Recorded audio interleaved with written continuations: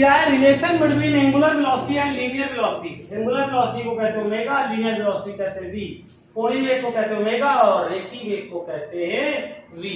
यानी मुझे संबंध निकालना है वी तथा आर के बीच, वी तथा आर के बीच हमें रिलेशन फाइंड करना है वी एंड आर के बीच में। किसके बीच में रिलेशन फाइंड करना है मुझे? तो किसके बीच में रिलेशन फाइंड करना है मुझे? वी तथा आर के बीच में। एक फार्मूला आप लोगों ने पढ़ा होगा या सुना होगा या देखा होगा, आपको सुनिए। मान लीजिए ये हमारी कोई बॉडी है, सर्कुलर पाथ है, वृत्तिगत में घूम रही और ऐसे ये जो डिस्टेंस मानी हमने बेटा वो डेल्टा एस मान ली। यहां से यहां तक की डिस्टेंस को हमने आर मान लिया और जो एंगल माना वो डेल्टा थीटा। तो सुनिए, तो कोण बराबर चाप बटे क्या पढ़ाया आपने? त्रिज्या। कोण बराबर चाप बटे त्रिज्या, यानी एंगल बराबर क्या पढ़ा है? Arc upon radius. Angle equal क्या पढ़ा है? Arc upon radius. Angle equal arc upon radius. तो एंगल इक्वल पढ़ा हमने आर्क अपॉन रेडियस। तो अब ये हमारी इसे मान लेते हैं। अब डेल्टा टी का जो है dividing in both side,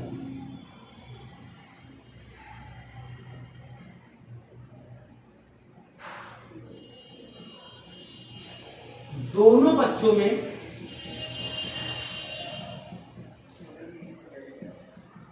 delta T का भाग दे दूंगा।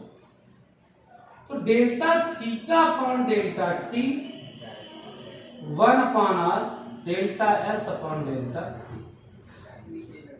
यार एक बात और समझ लीजिए, जो डेल्टा टी है वो स्मॉलेस्ट है, यानी हम लोग बार बार मान लेते हैं ना कि कैसे इंस्टेंट टाइम्स, सूक्ष्म समय, स्मॉलेस्ट, सूक्ष्म। तो जब सूक्ष्म स्मॉलेस्ट होता तो हमने कहा था लिमिट लग जाती। क्या लग जाती? Limit. Delta t tends to 0, delta theta upon delta t equal 1 upon r limit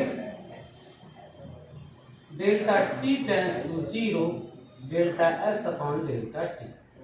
तो जो डेल्टा शब्द किसमें चेंज होता है? D theta upon D t 1 upon r d s upon.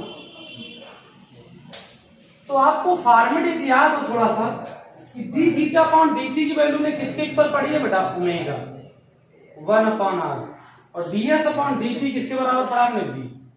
तो वी इक्वल क्या हो जाएगा बेटा? R into omega. यदि वेक्टर फॉर्म में चाहिए तो वी बराबर आर वेक्टर इंटू क्या हो जाएगा? ओमेगा। ये याद रखिए। अब इसके कई सारे आपके न्यूमेरिकल केस हो सकते हैं और बना भी सकते हैं। कैसे बनाएंगे वो आसान। मान लीजिए सपोज कि V इक्वल होगा आर ओमेगा, और ओमेगा इक्वल हम लोगों ने पढ़ा है 2 पाई एल।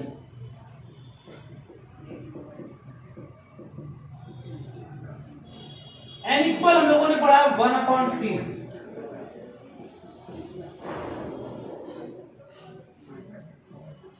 ऐसे कई सारे फॉर्मेट आपके क्रिएट हो सकते हैं। अच्छा, अब हम लोग पढ़ेंगे सेंट्रीपिटल एक्सीलरेशन। क्या पढ़ेंगे? Centripetal acceleration. क्या पढ़ेंगे बेटा हम लोग? Centripetal acceleration. Centripetal acceleration.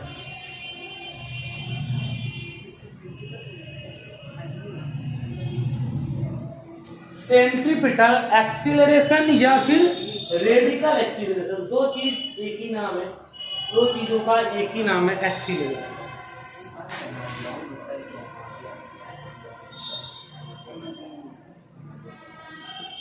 या फिर रेडिकल एक्सीलरेशन।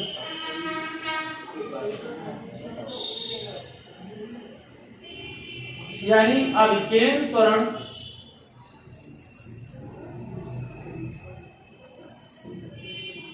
या फिर त्रिज्य त्वरण। तो पहले हम इसकी प्रूवमेंट्स पढ़ेंगे, फिर इसका वेरिफिकेशन पढ़ेंगे, वगैरह वगैरह चीजें। तो होता क्या है आप सुनिएगा और समझिएगा, मन हो तो देख लीजिएगा, टाइम लगेगा क्वेश्चंस कर लीजिएगा। तो मान लीजिए सपोज दैट, कैसे करेंगे आप सुनिएगा, लैंग्वेज क्या होती है। कोई भी बॉडी सर्कुलर पाथ पे रोटेट करे, कहां पे रोटेट करे, सर्कुलर।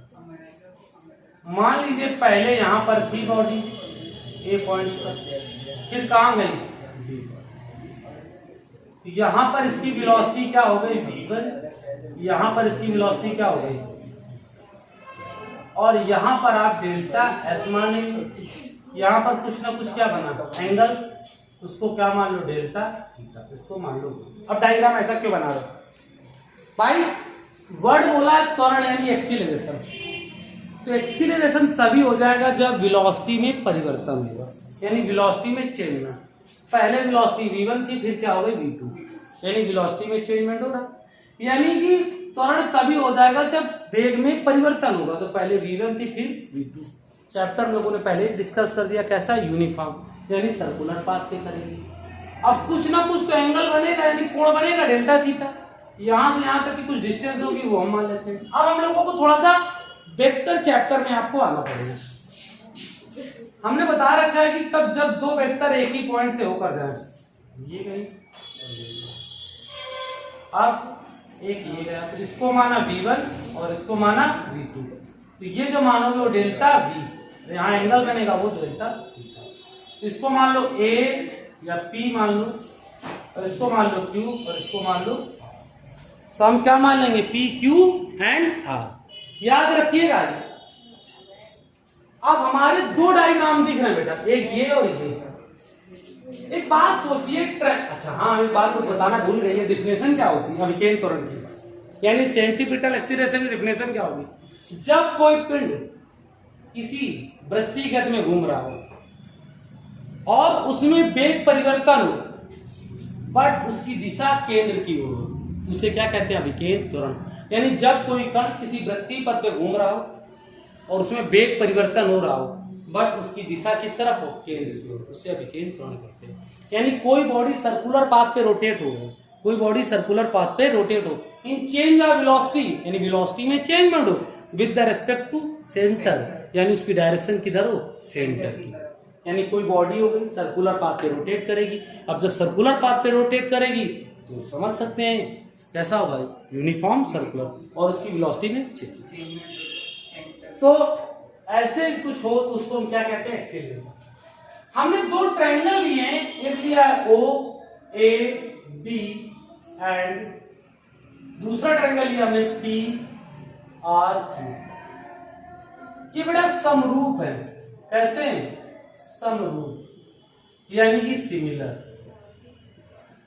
कैसे, एक बात और याद रखना, हमने कहा था यूनिफॉर्म सर्कुलर, एक समान वेग, यानी वेग का मान नियत होता है।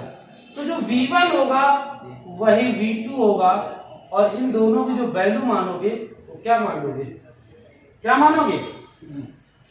तो आपने समरूप यानी सिमिलर की प्रॉपर्टीज पढ़ी होगी, इसका परपेंडिकुलर लोगे तो इसका भी परपेंडिकुलर, यानी इसका लंब लोगे तो इसका लंब। कोण के सामने क्या होता है, लंब, कोण के सामने क्या होता है, लंब।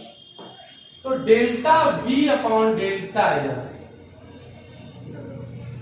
अब यहां से यहां तक इसकी क्या मानोगे, रेडियस क्या मान लोगे यार। तो ये ले लोगे वेलोसिटी v1 अपॉन क्या ले लोगे r, और जो v1 है वो किसके बराबर है, तो delta v upon delta s equal v upon. थोड़ा सा प्यार से काम करते हैं हम, डेल्टा v बराबर v upon r into delta, ऐसे लिखिए। फिर वही करेंगे हम क्या कि डेल्टा t का बोथ साइड डिवाइड करा दो बेटा, डेल्टा t का बोथ साइड क्या करवा दो, डेल्टा t का हम क्या करवा देंगे, बोथ साइड डिविजिबल करा देंगे। फिर एक बात हमने पढ़ रखा है कि जैसे हम लोग डिवाइड कराएंगे तो टाइम को क्या मान लेते हैं, सूक्ष्म, इंस्टेंट, स्मॉलेस्ट, कई सारे वर्ड होते हैं, कई सारे नहीं, तो लिमिट लग जाती है, limit delta t tends to 0, delta v upon delta t v upon r, limit delta t tends to 0, delta s upon delta t। तो तो ये जो वर्ड है डेल्टा वो चेंज होता है डीवी, डीवी अपॉन डीटी। यार ये किसकी वैल्यू होती है बेटा? एक की। ये किसकी वैल्यू होती है?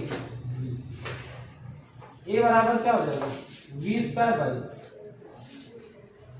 ये निकाला। बट इसको हम चेंज करेंगे अब। जैसे पूछा जाए कोणीय वेग के पदों में, किसके पदों में? कोणीय वेग के पदों में।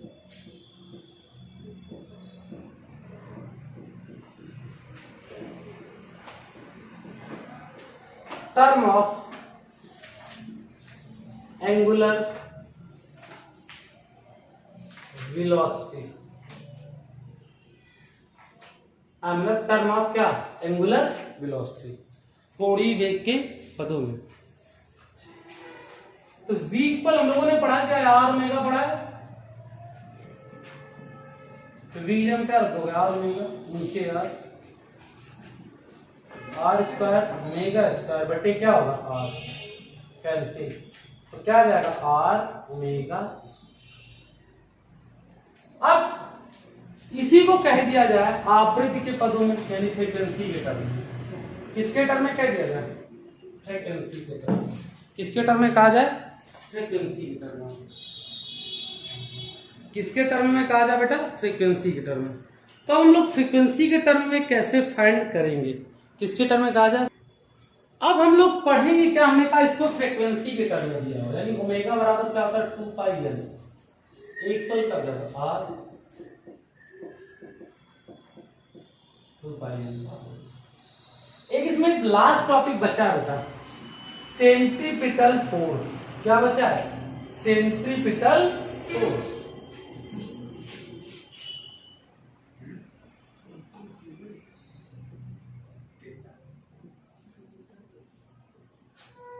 अभिकेंद्र बल।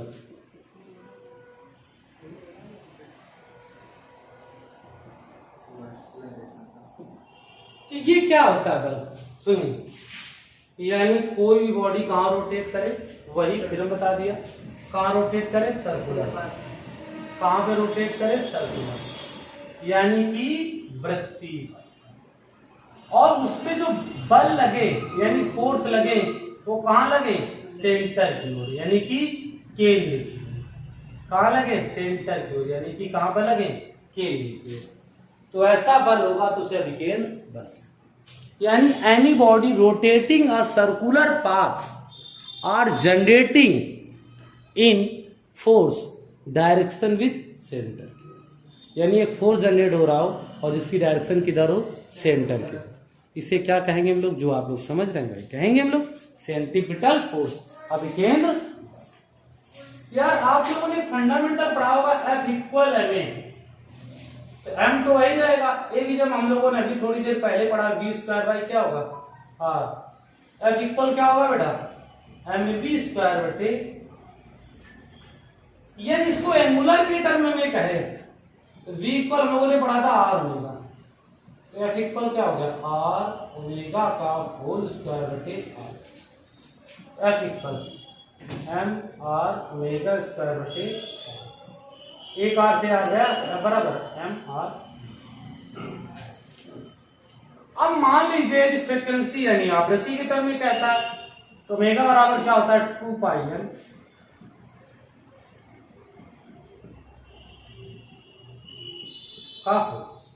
ओके, तो प्लीज ज्यादा से ज्यादा इसको सब्सक्राइब करें, ज्यादा से ज्यादा इसको शेयर करें, है ना?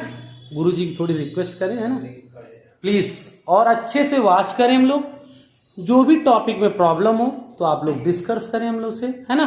तो ये आज का यूनिफॉर्म सर्कुलर मोशंस का ये आपका सेकंड लेक्चर था, उसी वेक्टर चैप्टर से आपके इंक्लूडेड है।